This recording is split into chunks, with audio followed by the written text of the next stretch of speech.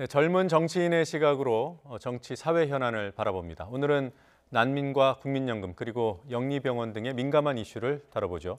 지난주에는 민주당과 한국당 두 거대 정당에 소속된 정치 신인들을 만나봤고 오늘은 고은영 녹색당 제주도당 창준희 공동위원장 그리고 당적은 없지만 보수 정치권에서 활동하는 평론가 장예찬 씨와 함께합니다. 어서 오세요. 안녕하세요. 안녕하세요. 예. 두 분 다 오늘 먼 길을 오셨다고 들었습니다. 네, 저는 영국에서 날아왔습니다. 혹시 준비가 덜 되신 건 아니에요? 그런 건 아니고요. 이제 네. 브렉시트와 관련된 여러 현장 둘러보고 왔는데 네. 한국 정치권에도 시사하는 바가 많고 네. 또 오는 비행기 안에서 열심히 이 더 뉴스를 위해서 공부하면서 왔습니다. 알겠습니다. 고은영 위원장 직함이 좀 길었어요. 제주도당 창준희. 네. 그러면 아직 제주도당이 없다는 얘기인가요, 녹색당은? 네. 첫 질문부터 좀 뼈 아픈데요. 사실 우리나라 정당법상 1,000명이 넘어가야 광역 시도당을 창당을 할 수가 있어요. 네. 그래서 사실 제주에서는 이미 도지사 선거까지 치른 그런 좀 역량이 있는 당인데도 불구하고 출마하셔서 3등 했잖아요. 그렇죠. 네. 네. 그럼에도 불구하고 이 조항에 지금 발목이 좀 잡혀서 네. 창당을 지금 조금 늦춰지고 있는 이런 상황입니다. 그러면 당원 1,000명을 모아야 되는 건가요? 지금 법상으로는 그렇고요. 이것도 조금 개정이 될 필요가 있죠. 알겠습니다. 고 위원장 정치를 시작하신 지 얼마나 됐습니까?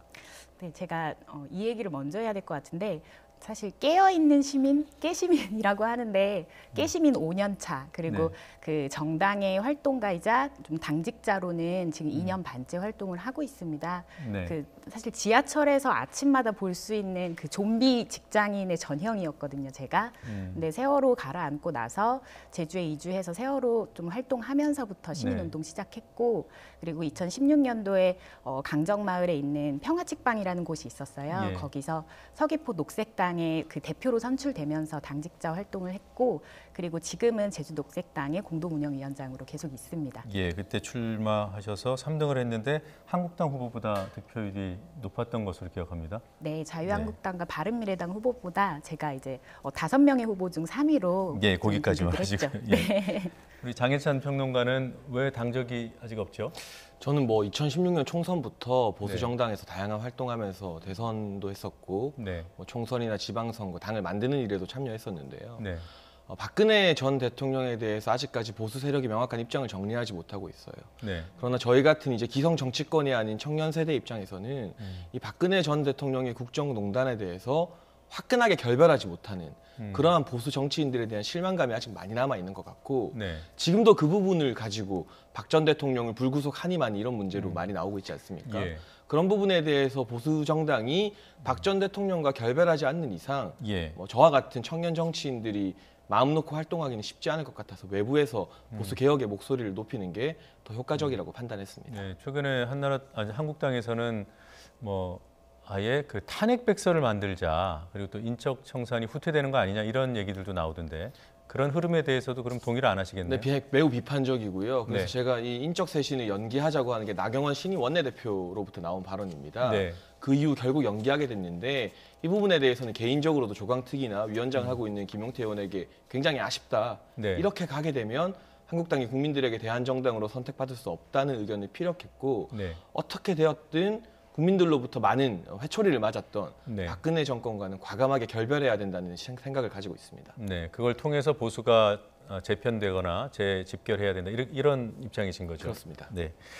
자, 오늘 앞서 제가 말씀드렸습니다만 난민 문제 그리고 또 국민연금 문제 여러 가지 비교적 이 젊은 층에서 더 뜨거운 이슈인 이런 사안들을 좀 얘기를 하고 싶고요. 우선 현안으로 떠올라 있는 것들 좀 여쭤보죠. 연동형 비례대표제 어떻게 보십니까? 저는 얼마 전에 이 중앙선관위와도 이 네. 연동형 비례제에 대한 홍보 영상을 찍었어요. 아, 제가 적극적으로 찬성한다고 말했습니다.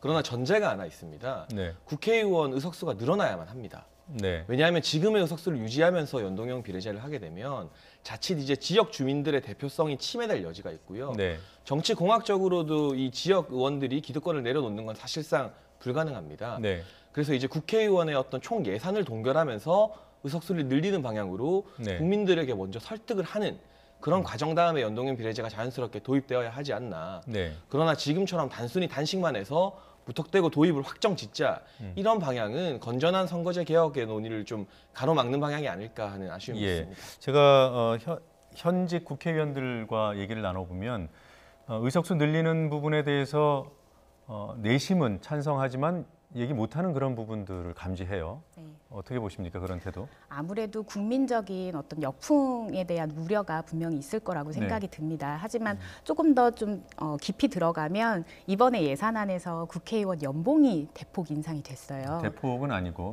연봉 기준으로 182만 원이 올랐더군요. 네, 이렇게 인상이 됐는데 사실 좀 편안하게 접근을 할 필요가 있다. 국회의원 수는 늘어나지만 국회에 들어가는 예산은 그대로 동결이 될 것이다. 이런 형태로 네. 좀 국민들에게 양해를 구하고 설득하는 과정이 분명히 필요하다고 생각하고 네. 아까 조금 시간이 걸릴 거라고 얘기하셨지만 사실 지금까지 지금의 정기특위가 열리기까지도 굉장히 많은 노력이 있었습니다. 네. 긴 그 몇 년 동안의 노력이 있었는데 지금 이렇게 열려져 있는 기회 구조 안에서 우리가 논의를 지금 시작해야 하는데 거대 양당이 지금 이 논의를 조금 시간 끌기로 해서 계속 시간을 소비하고 있는 상황이에요.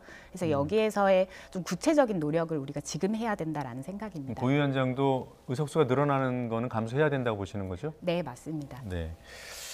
자, 그럼 이 문제가 풀리지 않는 거는 단식을 하고 있는 야3당입니까? 아니면은 두 정당입니까? 거대 정당입니까? 근데 저는 이제 야3당이나 이 녹색당 같은 군소정당에서 민주당 비판을 상당히 많이 하더라고요. 네. 이정미 정의당 대표도. 근데 저는 뭐 보수 세력에 몸담고 있다 생각하지만 민주당이 나름대로 최선의 절충안을 냈다고 생각합니다. 1월에 정개특위에서 심한 논의를 해서 2월 임시국회에서 그 부분을 해결하는 방향으로 가겠다는 절충안을 내놨습니다. 예. 근데 그 절충안을 못 받겠다는 것이거든요. 문재인 대통령이 나와서 주말에 5당 대표 회담을 하자 뭐 이런 예. 입장인데 저는 민주당 정도의 절충안을 받아들이지 않고서는 네. 단순히 단식만으로 연동형 비례제 다양한 종류가 있습니다.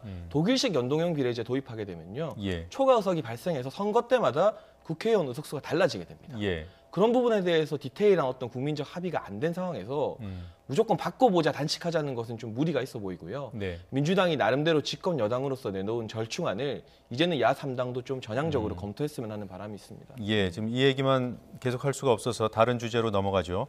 예산안 통과 어떻게 보셨습니까? 사실 그 지난번에도 한번 다뤘었더라고요. 그 밀실 야합의 이 과정도 저는 문제가 있다고 보지만 내용적으로도 분명히 들여다볼 필요가 있다. 예, 어떤 문제가 있다고 보십니까? 네, 제가 대한민국이 사람이 사는 데가 아니라 자동차가 사는 곳이구나라는 것이 좀 예산안에서 드러나게 되는데요. 네. 지금 청년 예산, 뭐 노인, 장애인, 돌봄 예산 부분이 대폭 이제 감액이 되고 그리고 오히려 도로 예산, 철도 예산이 좀 늘어난 상황이에요. 네. 그리고 여기에서 좀 들여다 보면 정말 그게 국민에게 필요한 도로일까? 네. 권력 유지에 필요한 도로이다. 지금 의원들이 사실 쪽지 예산으로 가져가는 지역구 챙기기 예산이 대부분이 도로 예산이거든요. 네. 지금 이 사태가 똑같이 전국의 지방 의회에서도 발생을 하고 있어요. 네. 그래서 대한민국이 도로공화국으로 지금 가고 있는데 거기에서 나타난 가장 최근의 문제가 비자림로 사태입니다. 네. 그래서 제주에서요. 네, 그래서 이런 절차가 공정하지 않았을 때 결과가 그렇게 좀 처참하게 나오는 것 그리고 그 피해가 고스란히 국민들에게 돌아갈 수밖에 없는 이런 네. 상황이 2019년도에도 발생을 하겠구나라고 좀 예, 예측이 됐습니다. 복지 예산 줄어들고 SOC 예산이 늘어났는데 그래서 우리나라는 자동차를 위한 예산 편성이다 이렇게 규정을 하셨어요. 동의하십니까? 저는 예산안 심사의 어떤 기간 자체에 이제 문제가 있는 것은 아닌가. 네. 2000년 이후 우리가 기간을 지켜서 예산안 통과시킨 사례가 단 2번밖에 없습니다. 그렇다면 국회의원들이 특출나게 무능해서 2번밖에 못 지킨 게 아니라 네. 정상적으로 심사를 하면 지킬 수 없는 기간이 주어지는 것은 아닌지 제도 자체에 대해서 고민을 좀 해봐야 될 것 같고요. 네. 이번에도 기간이 워낙 짧다 보니까 또 기간을 넘기다 보니까 여러 가지 졸속으로 예산안 통과시킨 게 있었죠. 네. 말씀하신 것처럼 뭐 지역 예산도 있을 것이고요. 저 같은 경우는 기초연금이나 이런 장애인 수당을 대폭 인상하는데 네. 법안을 마련하지 않고 예산 먼저 확보해 놓고 법안은 나중에 마련하겠다고 했습니다. 선우가 뒤바뀐 것이죠. 예. 이런 것들을 이제 방지하기 위해서는 예산 기간의 어떤 제도라던가 이런 심사 과정을 다시 뜯어고치는 논의를 이제는 시작해야 된다고 생각합니다. 네, 제도적인 문제다. 단순히 야합, 뭐 국회의원들의 무능 이런 쪽으로 몰아가서는 뭐 해법이 안 나오겠다 이런 뜻이군요. 네, 그렇습니다. 예. 오늘 제주 관련 얘기가 여러 건 있어요. 네. 난민으로 두 분이 인정됐습니다. 예멘 출신자들인데 이제 한국에서 정착하겠다, 난민으로 받아달라. 네. 어떻게 긍정적입니까?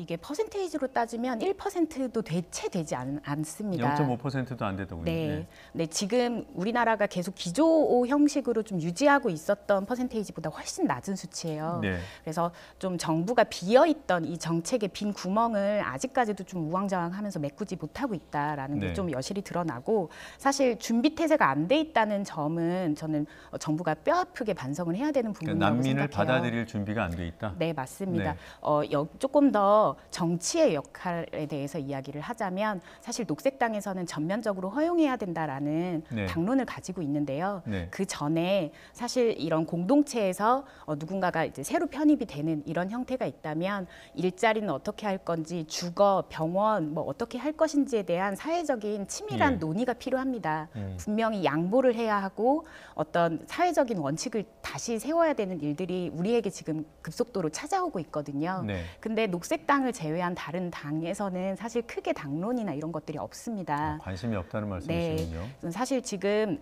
세계적으로 기후 변화 때문에 네. 그 제3세계 국가들이 다 붕괴 상황이거든요. 식량 위기 때문에. 또 우리 앞에 지금 맞닥뜨려진 어떤 이런 상황이라서 아마 브렉시트 이런 것도 좀 다녀오고 하셨던 것 같은데, 여기에 대한 당론이 있고 정치적으로 우리가 현안으로 다뤄야 된다라는 예, 생각이에요. 그 원론은 이해가 되는데요. 네. 그럼 지금 녹색당 입장에서도 뭐 녹색당 이전에 우리 고 위원장 생각도 우리가 준비가 덜 됐다는 거잖아요. 네. 그러면 난민을 못 받는 거 아닙니까? 저는 사회적인 합의 부분에 네. 지금 시작해야 된다라는 생각이고, 그리고 지금의 어떤 난민 분들의 이 상황을 살펴보면 사실 그 인도적 체류 지위라는 네. 애매한 지위를 대부분 이렇게 받습니다. 네. 근데 이 부분에 대해서 계속 대폭 증가되고 있는 상황인데, 이 부분을 빠른 시일 내에 전환할 수 있는 단계적인 논의가 지금 있어야 된다고 봅니다. 난민으로 인정해주는, 지금 일시적으로 체류 허가를 받은 분들도 네. 난민으로 인정해야 된다. 네. 어떠세요? 저는 당연히 반대하는 입장이고요. 왜 당연히 반대하십니까? 그리고 제가 이번에 영국도 갔다 왔지만 네. 특히 네덜란드, 유럽에서 대학 생활을 보냈습니다. 네. 난민을 많이 받아들이는 국가에 있었는데요. 유럽과 우리나라를 비교하면서 우리나라의 난민 수용률이 너무 낮다는 지적은 좀 어폐가 있는 게, 네.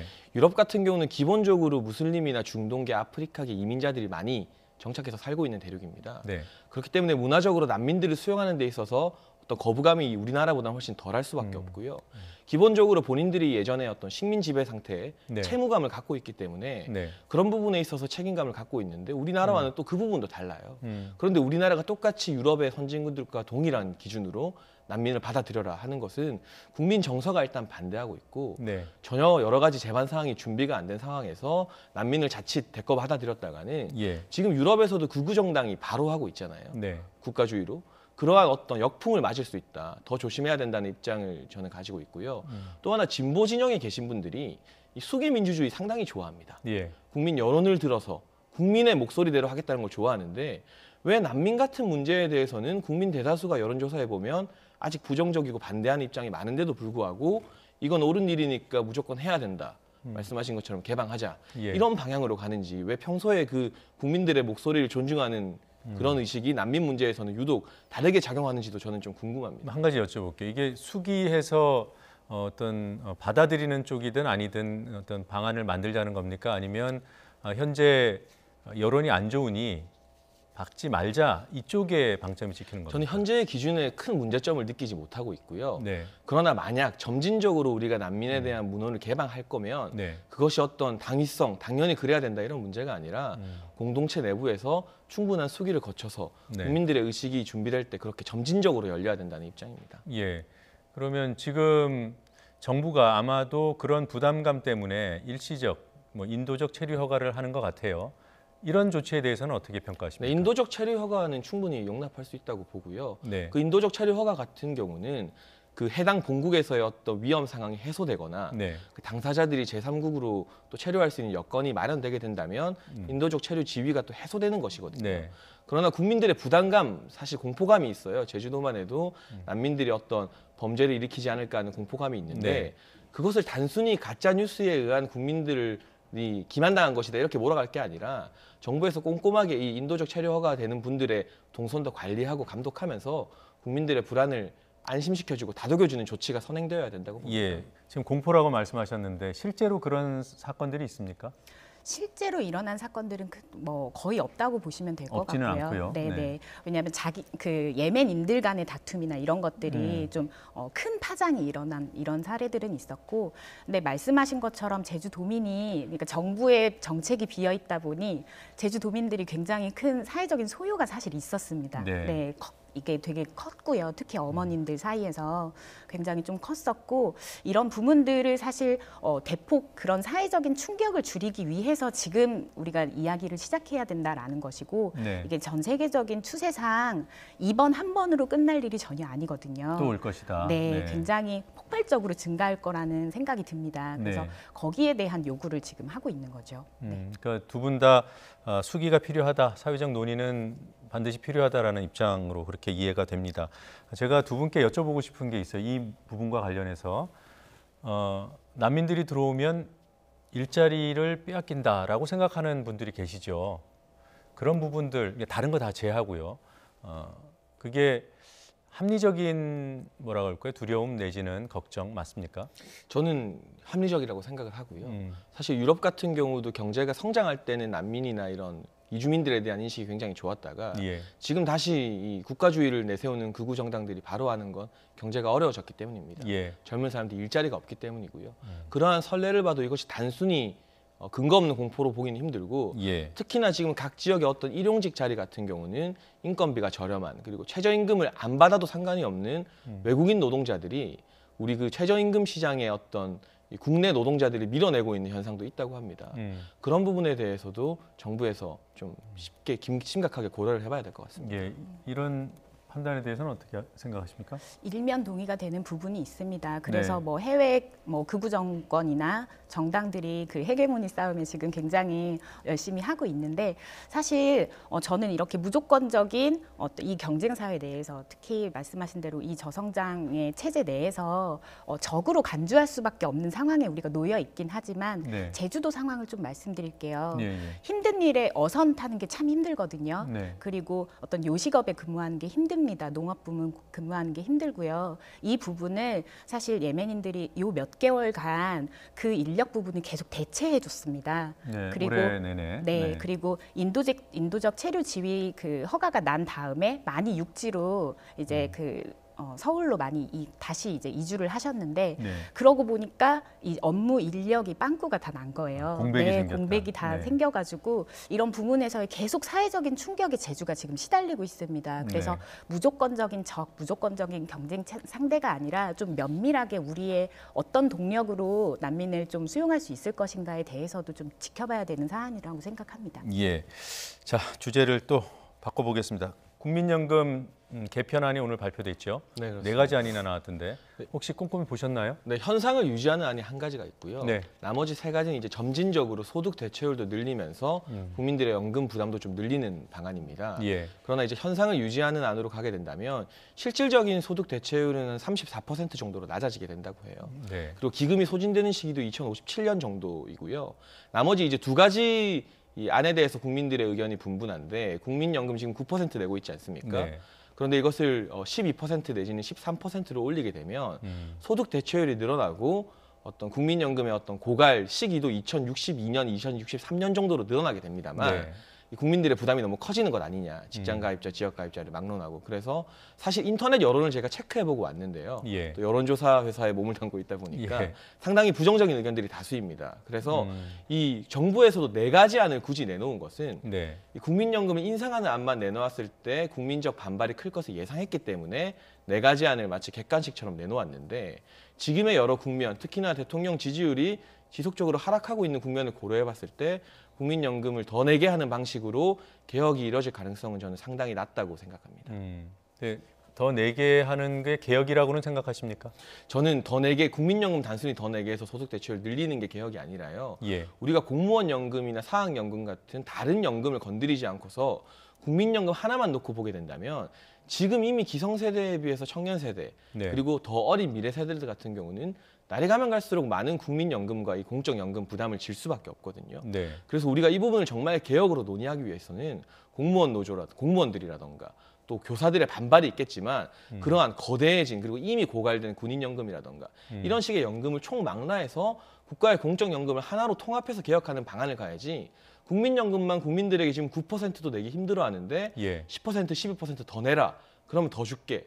그런 방식으로는 누구도 설득하기 힘들 거라고 생각합니다. 네, 이런 지적 어떻게 생각하십니까? 일면 동의가 되고 네. 제가 이야기하고 싶은 부분과 좀 맞닿아 있는 부분이 있습니다. 예. 지금 연기금 고갈 문제로 청년층은 이미 좀 심리적인 동요가 있는 상황이에요. 예. 아니 내가 나중에 받을 수 있을지도 있을까? 모르는데 네. 지금 더 내야 될 가능성을 검토하고 있다고 이런 이야기가 당연히 나올 수밖에 없는 그런 네. 안이라고 좀 생각이 들고 하지만 또 반면으로 노인 빈곤이 정말 심각한 상황입니다. 그래서 네. 여기에 대한 지금의 해소 정책도 단기적으로는 있어야 되는 것이고요. 네. 그래서 좀 이런 것들을 봤을 때 어느 한 세대의 불평등 요소로 이런 정책들이 여겨지지 않으려면 사실 말씀하셨듯이 저는 그 공적 연금 체계 자체가 좀 강화되고 전체적으로 개편될 필요가 있다. 그리고 네. 그 단기적인 해소 방안으로 지금의 노인복지 부분의 의료 부분도 포함을 해서 좀 전체적인 체제에 대한 개편, 이 논의가 함께 선행이 되어야 된다. 그리고 거기에 대한 재원으로 저는 부자 증세도 고려해 볼 수 있다라고 생각을 합니다. 그래서 예. 좀 통합적인 논의가 필요한 때가 아닌가. 이렇게 한 세대에게 일방적인 어떤 부담 이런 것들을 지울 수 있다라고 하는 예. 이러한 정책은 좀 선택지가 아닌 것 같습니다. 예. 근데 연금하고 그다음에 부자 증세로 확보된다 하더라도 그 재원을 이렇게 뭐 합치거나 이럴 수 있을까요? 지금 그 부분에 대해서도 좀 전반적으로 고려를 해야 되는 상황인 것 같습니다. 그러니까 네. 지금 두 분 다 국민연금 하나만 건드려서는 안 된다. 네. 종합적인 검토가 필요하다고 보시는 거고요. 이 국민연금 문제에 대한 이 젊은 층의 정서가 기성세대와는 좀 다릅니까? 그렇죠. 지금 이제 국가의 지급 보장을 명문화한다고 하는데 예. 그 명문화된 요건을 믿을 만한 청년들이 없을 것 같아요. 사실 우리 청년들이 많이 정치에 관심 없다고 하지만요. 길에 가는 20대, 30대 10명 붙잡고 물어봐서 네. 지금 내는 국민연금 나중에 받을 수 있을 것 같으세요라고 물어본다면 저는 10중 8구는 못 받을 것 같아. 받을 기대 안 한다는 대답이 돌아올 거라고 생각을 합니다. 이건 진보 보수의 문제가 아니라요. 네. 기본적으로 지금의 어떤 정치권의 논의 그리고 공적 연금이나 공금이 집행되는 구조가 예. 이 기성세대에게 지나치게 편향적으로 설정되어 있다. 이런 부분에 대해서는 이제 고 위원장님도 동의를 하시는 것 같고요. 네. 그렇기 때문에 단순히 국민연금 하나만 개편한다는 것은 이 청년 세대와 미래 세대 입장에서는 눈 가리고 아웅이 될 수밖에 없다. 예. 집단적 반발, 어떻게 보면 정치적인 저항을 초래하더라도 공적연금, 공무원연금이나 교사연금까지 같이 건드리는 개혁이 이제는 필요한 시점이 왔다고 생각합니다. 예. 고 위원장께서는 국민연금을 혹시 못 받을 수도 있겠다 이런 걱정을 해보신 적이 있습니까? 사실 그런 걱정은 제가 직장인 생활을 했을 때부터 이미 조금씩 들었던 걱정들이고 네. 그러다 보니 개인이 각자 도생을 위해서 사보험을 네. 그 사설 연금이나 이런 것들을 들어가는 지금 굉장히 많은 직장인들이 실제 그런 부분으로 노후 준비를 하고 있거든요. 예. 그래서 이 논의를 조금 지금의 정부안이 아니라 프레임을 깨서 말씀하셨듯이 확대하고 좀 개편하는 방향으로 가야 된다고 생각합니다. 네. 정부가 지급 보증을 해도 못 믿을까요? 젊은이들이? 지급 보증의 형태가 저는 지금의 지금 정부의 정책 신뢰도와 네. 좀 맞닿아 있다고 생각을 하는데요. 이렇게 예산안에서 청년 예산들 깎이고 그리고 어떤 비정규직 일자리 문제라든지 이런 네. 부분들이 해결되지 않고 촛불 세대라고 하는 지금의 직결된 그 정치적 에너지들이 지금 다 분산되고 다시 소위 탈덕하게 되는 그런 현상이 지금 계속 일어나고 있 탈덕은 뭡니까?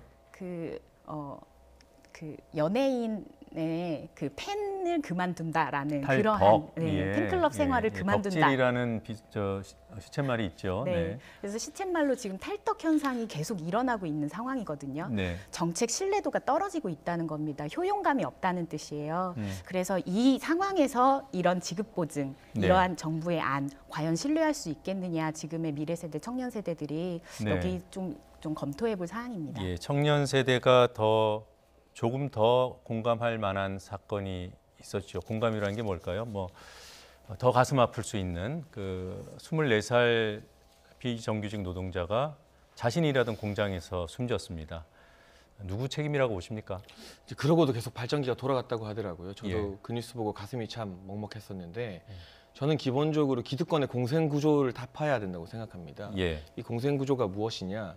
2대 8의 공생 구조라고 보여지는데요. 우선은 네. 지금 그러한 공사나 최고위 사장들, 네. 뭐 공공기관 사장 같은 경우도 정부에서 진보 보수 정권 막론하고 낙하산으로 내리꽂아 버리죠. 그러면 이런 사람들이 소수의 정규직 노조의 기득권을 챙겨주게 됩니다. 그렇게 되면 나머지 비정규직 노조 같은 경우는요. 제대로 된 목소리도 내기 힘들고 이 정규직 노조가 하는 어떤 임금 협상이나 이런 데 끼지도 못하는 경우가 많습니다. 예. 그리고 좀 더 이야기를 확장해서 보자면 젊은 사람들에게 좋은 일자리를 제공하겠다는 광주형 일자리, 현대차의 그런 것 같은 경우도 현대차의 기성 정규직 노조가 반대하고 있는 입장입니다. 결국에는 이게 단순히 어떤 1%만의 문제가 아니라요. 네. 1% 상위층의 어떤 기득권 그리고 낙하선으로 내려온 공기업 사장 임원 이런 사람들과 예. 나머지 20%의 정규직 노조가 결합해서 80%의 비정규직 노조, 비정규직 그리고 자영업자들을 지금 사회적으로 완전히 왕따시키고 정치적인 발언권도 죽이고 있는 구조란 말이죠. 예, 예. 이 2대 8 구조를 타파하지 않고서는 이런 식의 어떤 비리나 가슴 아픈 사건들은 계속될 예. 수밖에 없고 구의역 사건 이후에도 똑같은 사건이 재발했다는 점에 있어서 저는 뭐 진보 보수 막론하고 모든 정치권이 뼈아프게 예. 국민들의 분노를 기울여 드려야 된다고 생각합니다. 예, 이게 주제에서 좀 벗어나지만 광주형 일자리 관련해서는 물론 현대차 노조, 기아차 노조 반대하는 건 팩트 맞고요. 근데 현대자동차 사측에서도 노조의 권리 제약이 없이는 투자할 수 없다라는 입장이어서 그 부분은 제가 팩트 정정을 좀 하겠습니다. 예. 네. 같은 질문을 드립니다. 누구 책임입니까? 저는 공적 영역에 계시는 분들이 이익 추구를 위해서 이렇게 예. 희생되는 이러한 상황이 굉장히 안타깝다고 지금 생각이 듭니다. 제주에서도 사실 공사, 제주 산하의 공기업에서 정규직인 분이 삼다수를 만들다가 생산 공장에서 사망한 사건이 지난달에 있었습니다. 네.